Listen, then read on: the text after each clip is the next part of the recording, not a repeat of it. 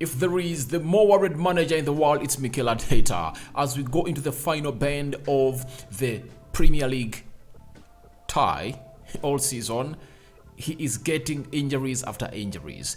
As we got to know towards the game of Sporting Lisbon that Jesus is nowhere to be seen, then Trossard and Nketiah. Now, Nketiah is another one that really got injured on to Thursday. Never traveled to Lisbon, and now Martin Odegaard traveled with Arsenal to Lisbon, but he got some illness and he never played into that game. He never even made it to the bench, and Mikel Arteta has gone ahead and really told us the latest about Odegaard's update. But it's very doubtful, it's very worrying, and Arsenal fans should really go ahead and really keep their hands crossed, because you can't not be having Jesus, Nketiah, Trossard, and then you add on Martin Odegaard. You can't. He's the captain. He's one of the best players of Arsenal, especially in that midfield area. He had picked back his form, and if at all it goes this way, that is some other bad news for a team called Arsenal. So as it stands, we are here to bring you lessons and information as far as Arsenal is concerned, and welcome to the Arsenal News Show. Rokani Media Football it is, and I think we enjoyed my match reaction to Liverpool 1, Bournemouth 0. It hurts really when the team goes ahead and really beats Man United 7-0, and it loses to Bournemouth. It's like Man City beating Arsenal 3-1, and next weekend they drop 2 points. They draw at Nottingham. That is abysmal. It's a total fiasco that shows how bad a team that shows how bad the team's mentality is. Because if your mentality is right, you have to go on and really capitalize onto winning very many games. And tomorrow, as Arsenal plays Fulham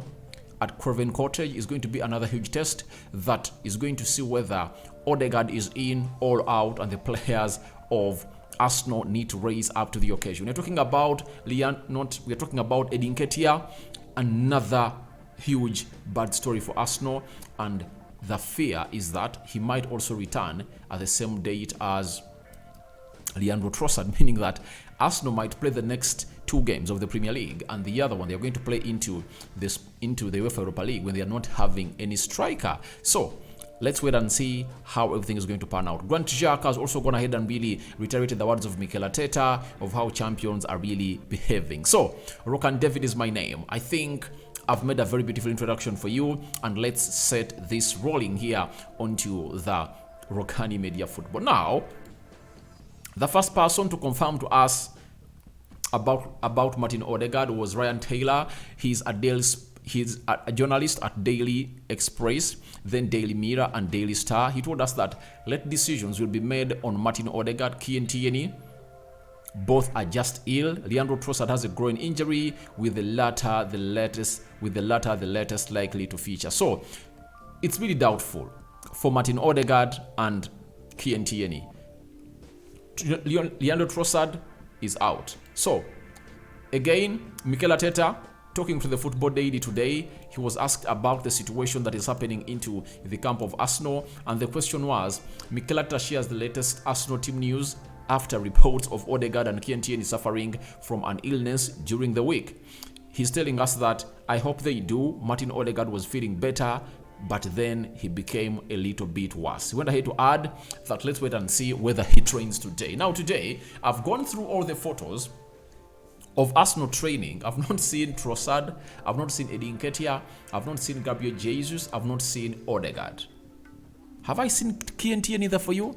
I've not seen him too. So it shows you that Odegaard is really doubtful for the game of Fulham. It's really a huge blow if at all he doesn't really feature into that game. Why? He is one of those that you can really trust to come in and really score goals for you. That's it. Secondly, if he doesn't score goals, he'll come in through and offer you assists. You get, he can create an opening for a Bukayo Saka to score, for a Martinelli to score, or a Reece Nelson to score, or an Emery Smith-Rowe. Thirdly, no player this season of Arsenal has really covered more distance or more ground than Martin Odegaard. So he is the best player of Arsenal in many aspects as far as this team is concerned. That's why I've always told you that, to me, after Jesus, the next important player of Arsenal is Martin Odegaard, because he does a lot. He runs a lot. When he gets that ball, he gives Arsenal the control that they deserve, especially in that central midfield, because he's so much comfortable on the ball. And then he scores goals, he puts in assists, and he's the captain. So he's doing close to 5 jobs at once on the field of play whenever Arsenal is really showcasing its beautiful game of football. And that goes out to Mikel Arteta. How is his team going to look? If Martin Odegaard is injured or having an illness and it doesn't appear tomorrow, then how is he going to go all out and really react to it? Because you need Martin Odegaard. I know Arsenal fans will tell me, Rokani, we are having Fabio Vieira. I know Fabio Vieira is a very good player, but Odegaard is really that kind of player that has shown us that he's one of the best players in the league this season. You can't miss out on him. I know Fabio Vieira, I love him a lot. I love the way he passes, but you can't risk yourself going into this game without 3 strikers and then you miss out on Martin Odegaard. So, to me, I believe he might be forced on the field of play. That's it. Why? He's just ill. Treatment Thursday, Friday, Saturday. 3 days. I think that treatment will really get him down and he gets himself up because he's the captain and he knows how hard it's needed. And to me, Fatola Mikel Arteta, when Martin Odegaard is really fit, I rather Martin Odegaard as a false number 9 than Martinelli as a false number 9 or a striker, because Martinelli has shown us that he doesn't do the hold-up play very well. But I believe Odegaard has a little bit of discipline. He can really keep that position very well and obviously win those balls, and he's very much confident on the ball. So I thought that would help out, but let's wait and see how Mikel Arteta is going to line up tomorrow. And by tomorrow morning, we'll be knowing who has traveled with Arsenal or not, because this game is going to happen in London. No reason for them to travel in the night. I think they're just going to go out and travel in the morning to see to it that they reach there and prepare for the game that they're going to take on a side called Fulham, a side that is really tricky, very hard to beat at their place. But this is the moment that Arsenal has to show to us that even if they're having very many injuries, they can really put Fulham onto the sword and obviously go past them. So let's go to another shocking story coming in from Arsenal.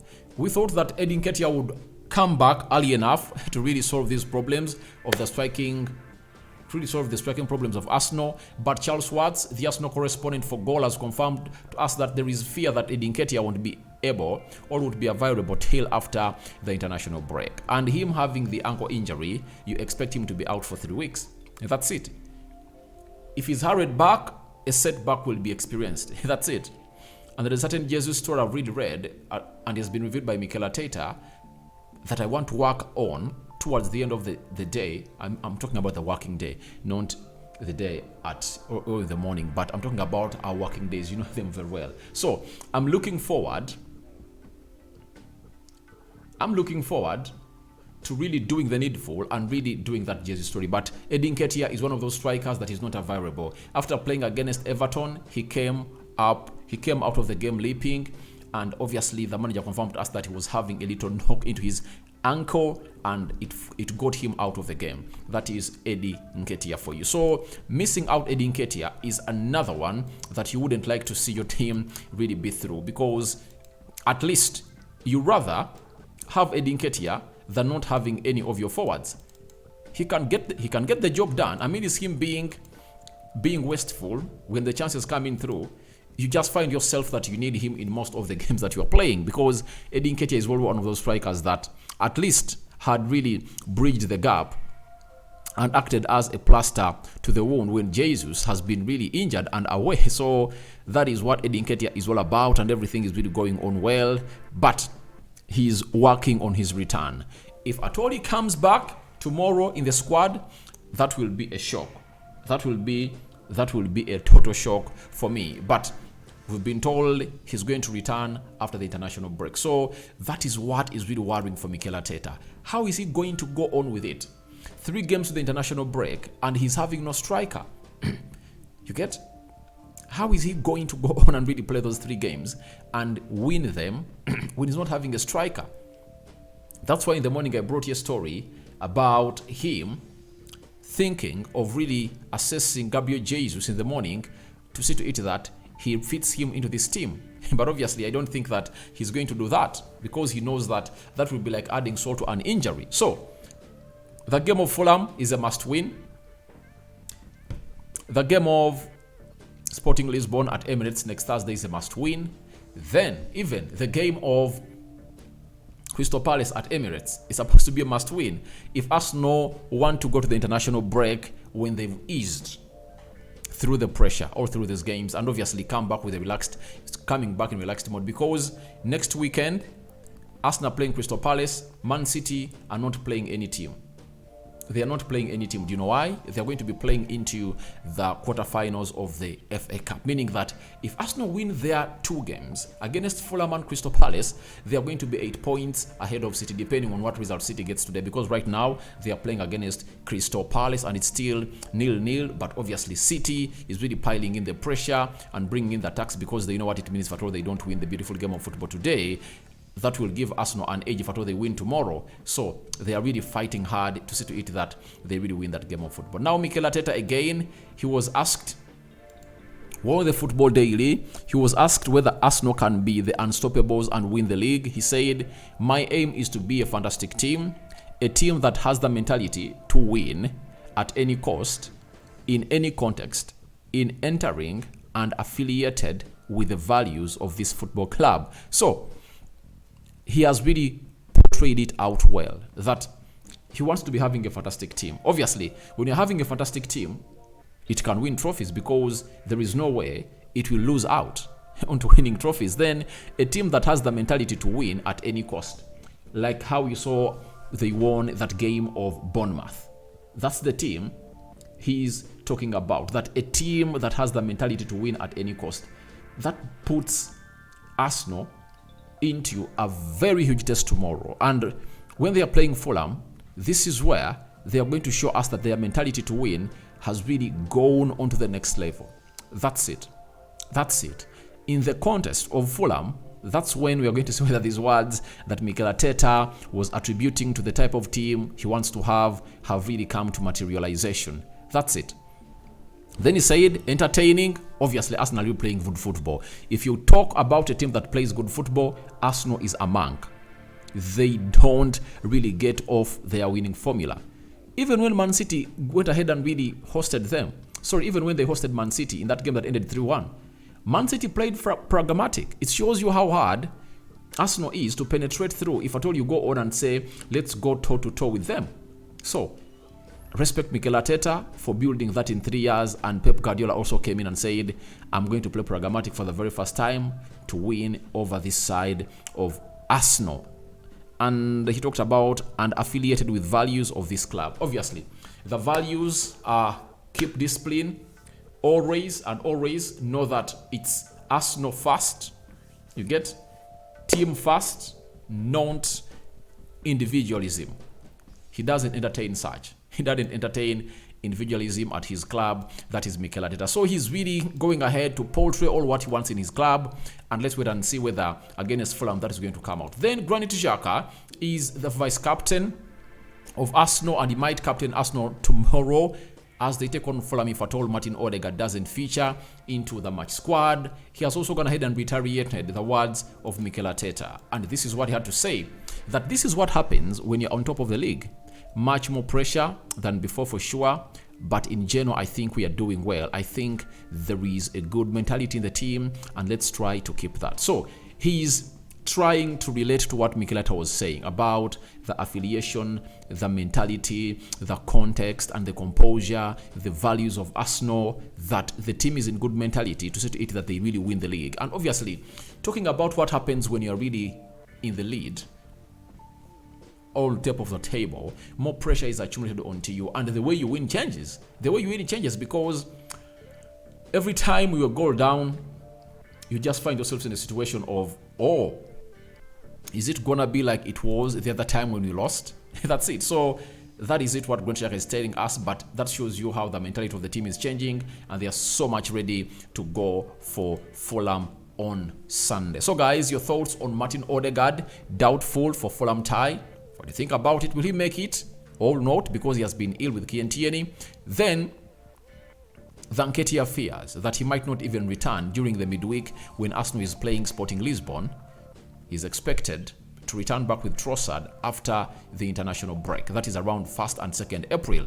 And lastly, what do you think about Mikel Arteta describing how he wants his team to play, how he wants his team to be, and so on and so forth? And Xhaka also calling in for a team that is in good shape to win the league, and that is Arsenal. May the Almighty God bless you abundantly. Smash the like button close to 200, and don't forget to subscribe. One will ask me, Rokani, how do you subscribe? Lower right bottom corner. That's where you go. There is a black button that has the word subscribe. After smashing it, hit the notification bell. That will enable you to get notified every time I upload a video onto this channel. May the Almighty God bless you abundantly. And all as usual, I sign out for now. See you later. And I think this is the 3rd video of the day. We are getting more and more and more to videos. I think a reaction to the City game looks like 9 minutes are left to go to the first half. Sorry, to the half time.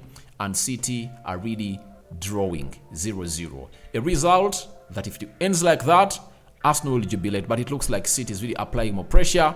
But we all know that this has been a hard side for them to visit in recent years. I'm out.